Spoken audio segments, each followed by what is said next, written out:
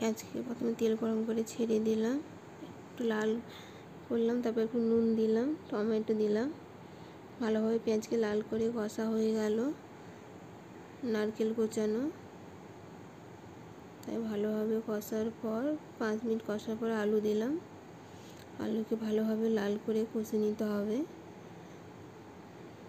তারপর একটু ছোলা দিলাম, ছোলাকেও ভালোভাবে কষে নিতে হবে লাল করে 10 মিনিট মতো। এগুলো 10 মিনিট ভালোভাবে কষে নেওয়ার পর নুন কম হয়েছিল, আবার নুন একটু দিলাম। নুন দিয়ে দেওয়ার পর এটা ভালোভাবে কষিয়ে তারপর মশলা বাটা, আদা রসুন বাটা, হলুদ গুঁড়ো, লঙ্কা গুঁড়ো দিয়ে ভালোভাবে এগুলোকে 15 মিনিট ভালোভাবে নড়াচড়া করে কষাতে হবে। তারপরে কেটে রাখা মরচে সেটা দিয়ে ভালোভাবে কষাতে হবে। কষানোর পর হয়ে গেলে একটু জল ছেড়ে ফাইনাল লুক।